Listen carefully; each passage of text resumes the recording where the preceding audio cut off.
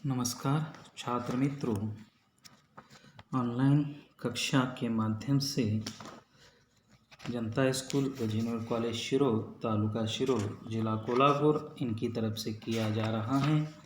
उसी के अंतर्गत हमने कक्षा 12वीं विषय हिंदी बहुत सा पाठ्यक्रम पढ़ लिया था। आज हम उसी पाठ्यपुस्तक से जो 7वीं कविता है पेड़ होने का अर्थ, इस कविता का अध्ययन करेंगे। इस कविता को जानने की कोशिश करेंगे। इस कविता के कवि हैं डॉक्टर मुकेश गौतम। सबसे पहले कवि परिचय आवश्यक होता है, इसलिए कवि परिचय आपके सामने रखता हूँ। उसके बाद उनकी कृतियाँ, उसके बाद उनकी विधा और उसके बाद पाठ परिचय, हमारे सामने जो कविता दी गई है उसके बारे में जानने की कोशिश करेंगे। तो देखिए, सबसे पहले डॉक्टर मुकेश गौतम जी का जन्म 1 जुलाई 1970 को उत्तर प्रदेश के सहारनपुर में हुआ। उत्तर प्रदेश में इनका जन्म हुआ है 1 जुलाई 1970। ध्यान में रखिए, आधुनिक कवियों में आपने अपनी विशिष्ट पहचान बनाई है। आजकल के जो कवि हैं यहाँ पर, उन कवियों में इनका स्थान महत्वपूर्ण है, इनका स्थान आदरणीय है। आधुनिक भावबोध को सहज सीधे रूप में अभिव्यक्ति दिया। आजकल की जो विषय हैं उसको ही उन्होंने अपनी कविताओं में उतारा है, लिखा हुआ है। वर्तमान मनुष्य की समस्याएं और प्रकृति के साथ हो रहा क्रूर मजाक। आज का मनुष्य और वह अपने आसपास जो पर्यावरण है, प्रकृति है, उसके साथ क्या कर रहा है? क्रूर मजाक कर रहा है। मतलब पर्यावरण की और प्रकृति की ओर इंसान बिल्कुल भी ध्यान नहीं दे रहा है। यह हमें आजकल दिखाई दे रहा है। देखिए, तो उसके साथ उस विषय को लेकर ही उन्होंने अपने काव्य में प्रखरता दिखाई है। यहाँ पर विरोध दिखाया है, यहाँ पर लोगों तक पहुँचाने का प्रयास किया हुआ है। आपने हास्य व्यंग्य के लोकप्रिय मंचीय कवि हैं, हास्य व्यंग्य के कवि हैं, हास्य व्यंग्य कवि के रूप में इन्हें जाना जाता है, पहचाना जाना जाता है। सामाजिक सरोकार की भावना, समाज के लिए कुछ देना है, यह भी इनकी भावना कविताओं में रहती हैं। तो आज जो विषय है वही उन्होंने लिया हुआ है। देखिए, पेड़ होने का अर्थ, पेड़ यानी निसर्ग का प्रतीक है, प्रकृति का प्रतीक है, उसको ही उन्होंने यहाँ पर उजागर किया है। इनकी समग्र रचनाओं की भाषा अत्यंत सहज और सरल है तथा मन को छू जाती है, मन में गहरा छाप छोड़ जाती है, मन में विचार करने को प्रवृत्त करती है। ऐसी इनकी काव्य की भाषा देखने को मिल सकती है। आपके काव्य में बड़े ही स्वाभाविक और लोक व्यवहार के बिंब, प्रतीक और प्रतिमान आते हैं। लोक स्वाभाविक, लोगों को जो पता चलता है, लोगों को जो होता है, वही उनके प्रतिमान आते हैं। और जो प्रभावशाली ढंग से आपके भावों और विचारों का संप्रेषण पाठकों तक करते हैं और उनके विचार पाठकों तक पहुंचाने का प्रयास किया जाता है, होता है। प्रमुख कृतियाँ देखिए, अपनों के बीच सतह और शिखर, सच्चाइयों के रूबरू, वृक्षों के हक में, लगातार कविता, प्रेम समर्थक है पेड़, इसकी क्या ज़रूरत थी, कविता संग्रह। मतलब बहुत सारा साहित्य इन्होंने लिखा हुआ है। अब ये जो कविता है उसकी विधा कौन सी है? देखिए, प्रस्तुत काव्य नई कविता की अभिव्यक्ति है। ये जो कविता है नई कविताओं में आती हैं, आजकल की कविताओं में आती हैं। नए भावबोध, आज के विचार इसमें दिखने को मिलते हैं। व्यक्त करने के लिए काव्य क्षेत्र में नए प्रयोग शिल्प और भाव पक्ष के स्तर पर किए गए हैं। नए शब्द प्रयुक्त हुए, नए प्रतिमान, उपमान और प्रतीकों को तलाशा गया। फलता नई कविता आज के व्यस्ततम मनुष्य का दर्पण बन गई है और आसपास की सच्चाई की तस्वीर, आसपास जो चल रहा है उसको नई कविता में ज़्यादा से ज़्यादा लिखा जाता है, व्यक्त किया जाता है। और यह क्या बन गई है? मनुष्य का दर्पण। दर्पण का अर्थ आईना।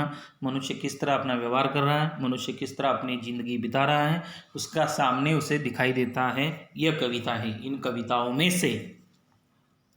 तो देखिए, यह हो गई विधा परिचय। अब पाठ परिचय, हमारे सामने जो पाठ रखा गया, सारांश रूप से उसके पहले जानकारी लेंगे, सारांश रूप से उसे देखेंगे और फिर यहाँ पर कविता का एक पद्यांश पढ़ने की कोशिश करेंगे, समझने की कोशिश करेंगे। तो देखिए, प्रकृति मनुष्य के जीवन का स्पंदन है और पेड़ इस स्पंदन का पोषक तत्व है। पेड़ मनुष्य का बहुत बड़ा शिक्षक है। पेड़ और मनुष्य के बीच पुरातन संबंध रहा है। पेड़ ने भारतीय संस्कृति को जीवित रखा है और मनुष्य को संस्कारशील बनाया है। पेड़ मनुष्य का हौसला बढ़ता है, समाज के प्रति दायित्व और प्रतिबद्धता का निर्वाह करना सिखाता है। और सच्ची पूजा का अर्थ समझता है। कवि ने मनुष्य जीवन में पेड़ की विभिन्नार्थी भूमिकाओं को स्पष्ट करते हुए उसके होने की आवश्यकता की ओर संकेत किया है। सब कुछ दूसरों को देकर पेड़ जीवन की सार्थकता को सिद्ध करता है। देखिए, प्रकृति मनुष्य जीवन का स्पंदन है। प्रकृति को अगर हम नुकसान पहुंचाएंगे तो मनुष्य भी जीवंत नहीं रहेगा। तो मनुष्य के जीवन का स्पंदन, स्पंदन का अर्थ यहाँ पर हृदय ले सकते हैं, मतलब प्रकृति है तब मनुष्य है। और पेड़ इस स्पंदन का पोषक तत्व, और पेड़ क्या है, एक उदाहरण के तौर पर पेड़ यहाँ पर मनुष्य के लिए बहुत आवश्यक है। बहुत सारे फायदे मनुष्य पेड़ से हमें मिलते हैं। देखिए, तो यह है, पेड़ मनुष्य का बहुत बड़ा शिक्षक है। पेड़ मनुष्य को दिशा दिखाता है, रास्ता दिखाता है। शिक्षक जिस तरह गुरु होता है, शिक्षक रास्ता दिखाता है, उसी प्रकार पेड़ मनुष्य को रास्ता दिखा देता है। और यही सच्चाई है, यही वास्तविकता है। वह दिशा कौन सी दिखाता है? देखिए, पेड़ और मनुष्य के बीच पुरातन संबंध रहा है। पेड़ हो या मनुष्य हो, इनका संबंध प्राचीन काल से चलता आ रहा है। पेड़ के बिना मनुष्य की कल्पना ही नहीं की जा सकती। पेड़ है तो मनुष्य है, यह बात रखिए। मतलब पेड़ और मनुष्य के बीच जो संबंध है वह बहुत पुराना है, यहाँ पर कह सकते हैं। पेड़ ने भारतीय संस्कृति को जीवित रखा है, और भारतीय संस्कृति या भारतीय प्रकृति को जीवित रखने का काम किसने किया है? पेड़ ने किया है। पेड़ नहीं है तो भारतीय संस्कृति भी बनी नहीं रहेगी, टिकी नहीं रहेगी। अगर प्राचीन काल उठाकर देखेंगे आप तो आपको पता चलेगा, साधु महाराज, सन्यासी, हमारी भारतीय संस्कृति को अगर देखेंगे तो आपको पता चलेगा कि पेड़ का भारतीय संस्कृति में कितना महत्व है। सभी धर्म ग्रंथों में उसका उल्लेख आया हुआ, बहुत सारे पेड़ों के बारे में। अगर आप इतिहास पढ़ेंगे, पीछे जाकर देखेंगे तो आपको इसकी पूरी तरह से जानकारी होगी, और यह बिल्कुल सही है, वास्तव है। और मनुष्य को संस्कारशील बनाया, और पेड़ ने ही मनुष्य को क्या बनाया है? संस्कारशील। यहाँ पर संस्कारशील रहा है। मनुष्य किस तरह रहे, मनुष्य किस तरह जिए, इसके बारे में भी यहाँ पर जानकारी दी है। पेड़ मनुष्य का हौसला बढ़ाता है। पेड़ क्या करता है? मनुष्य को हौसला देता है। पेड़ के जो कर्तव्य हैं, पेड़ जो अपना काम करता है, उस काम को देखकर अगर हमारा क्या बन जाता है? हौसला बढ़ने लगता है। समाज के प्रति दायित्व, मनुष्य का समाज के प्रति दायित्व क्या है? जिम्मेदारी। दायित्व का अर्थ क्या है? जिम्मेदारी। मनुष्य समाज के लिए क्या करे? पेड़ अपनी जिम्मेदारी पूरी तरह से बखूबी निभाता है। वह फल देता है, मरने के बाद लकड़ी उपयोग में आती है। हर प्रकार पेड़ क्या करता है? समाज को लिए देता रहता है। तो मनुष्य देने में कतरता क्यों है? तो पेड़ मनुष्य को सिखाता है कि समाज के लिए क्या करना है, समाज में रहना है तो क्या करना चाहिए। इन सारी बातों को वो समझाता है। प्रतिबद्धता का निर्वाह करना सिखाता है। प्रतिबद्धता, जिम्मेदारी, नियम, कोई कहे न कहे लेकिन हमें यह करना है, यह बताने का प्रयास वो करता रहता है। और सच्ची पूजा का अर्थ समझता है। सच्ची पूजा, सच्चा कार्य, यहाँ पर समझाने का कार्य वह करता है। कवि ने मनुष्य के जीवन में पेड़ की विभिन्नार्थी भूमिका को स्पष्ट करते हुए मनुष्य जीवन में पेड़ कौन कौन सी भूमिकाएं व्यक्त करता है। पेड़ बहुत सारी भूमिकाएं निभाता है। ऑक्सीजन देता है, मनुष्य को जीवित रखता है, सबसे बड़ी बात। प्रदूषण हम खुद लेता है, कार्बन डाइऑक्साइड खींचता है। रात में थोड़ी सी ये होता है, लेकिन दिन भर वह ऑक्सीजन देता रहता है। एक पेड़ कितना ऑक्सीजन देता है, इसकी कल्पना कीजिए। मतलब मनुष्य को जीवित रखने का कार्य अगर कौन करता है तो पेड़ करता है। मतलब प्रकृति का एक प्रतीक के रूप में, मतलब प्रकृति मनुष्य को जीवित रखती है, और मनुष्य क्या करता है? उसके बदले प्रकृति का ही विनाश करता जा रहा है। तो यह न हो, यह बताने का प्रयास किया है। और पेड़ विभिन्नार्थी मतलब अलग अलग अर्थ की भूमिकाएं निभाता है, उसके होने की आवश्यकता की और संकेत किया। और क्यों जरूरी है पेड़, आवश्यक क्यों है? पेड़ नहीं है तो मनुष्य का व्यक्तित्व की कल्पना भी नहीं हम कर सकते, सोच भी नहीं सकते कि पेड़ क्या है। यह बात हमें ध्यान में रखनी है। और पेड़ की आवश्यकता क्यों है, इसको भी बताने का प्रयास इस कविता में कवि ने किया हुआ है। सब कुछ दूसरों को दे कर पेड़ जीवन की सार्थकता को सिद्ध कर।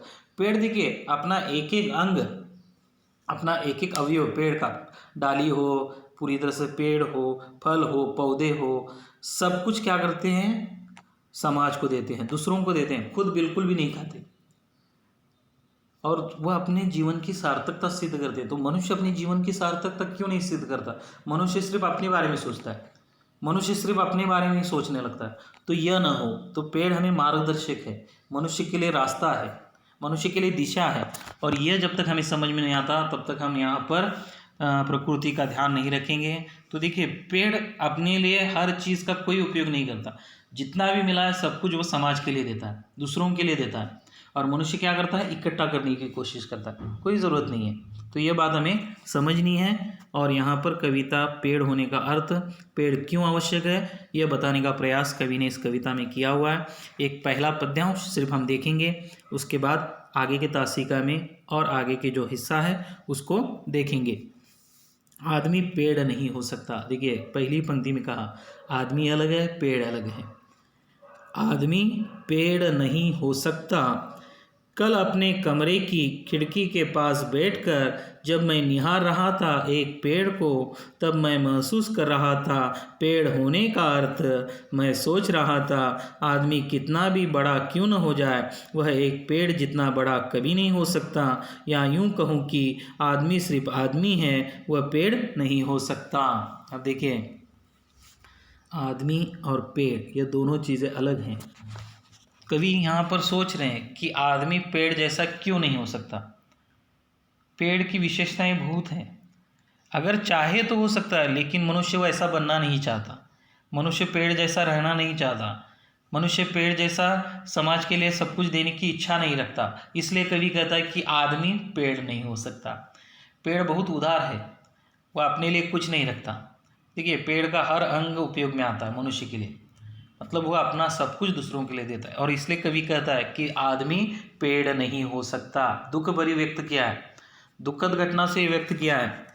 कल अपने कमरे की खिड़की के पास बैठकर, कवि अपनी खिड़की पर बैठे हैं, खिड़की के पास बैठे हैं और खिड़की से बाहर देख रहे हैं।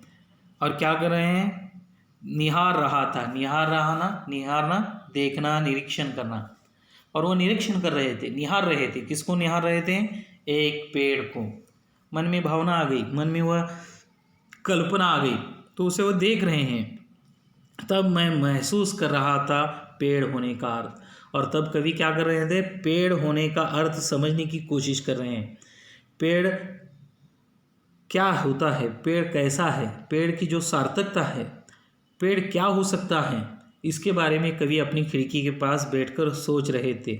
तो यहाँ पर कवि सोचते सोचते देखिए यहाँ पर क्या कहते हैं, जब कवि पेड़ को देखता है तब वो क्या करते हैं, सोचने लगते हैं। और क्या सोचने लगते हैं, आदमी कितना भी बड़ा क्यों न हो जाए, आदमी बहुत बड़ा बने, पैसे से बने, पदों से बने, गुणों से बड़े, कितना भी बड़ा हो जाए, लेकिन वो किसकी तुलना नहीं कर सकता, पेड़ की तुलना नहीं कर सकता। पेड़ जैसा दानशूर नहीं बन सकता।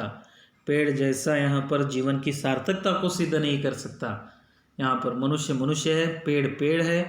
पेड़ जैसा मनुष्य को बनना है, लेकिन मनुष्य बनता नहीं है, मनुष्य पेड़ नहीं बन सकता। वह एक पेड़ जितना बड़ा कभी नहीं हो सकता। एक पेड़ जैसा वो बड़ा नहीं हो पाता। बहुत सारे पैसे कमा लिए होंगे, बहुत सारी अमीरी आई होगी, बहुत बड़ा पद हासिल किया होगा, बहुत बड़े गुण होंगे, लेकिन पेड़ जैसे उसके पास बिल्कुल गुण नहीं है। पेड़ बड़ा ही है, बड़ा ही रहेगा, लेकिन आदमी इन पेड़ों जैसा बड़ा बिल्कुल नहीं हो सकता। मतलब या यूं कहूँ, आदमी सिर्फ आदमी है, वह पेड़ नहीं हो सकता। आदमी अपनी आदमीयता ही दिखाएगा, वह आदमी बनकर ही रहेगा, लेकिन पेड़ नहीं हो सकता। इसका अर्थ देखिए, हमें समझना है, बहुत बड़ा अर्थ यहाँ पर कवि कह रहे हैं।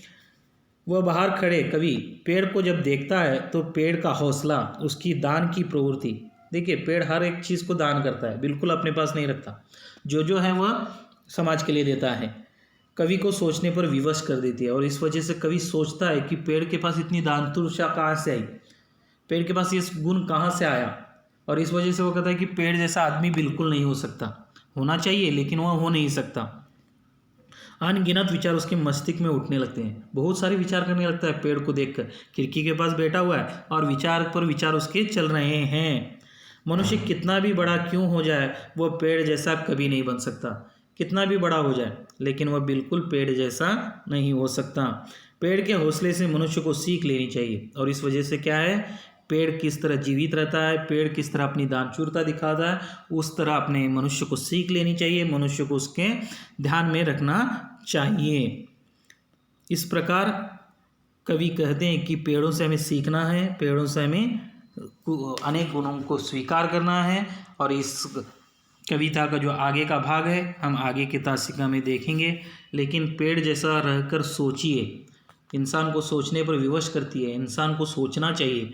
और यही इस पद्यांश का अर्थ है। आगे का जो भाग है आगे के तासिका में हम देखेंगे। तब तक के लिए धन्यवाद।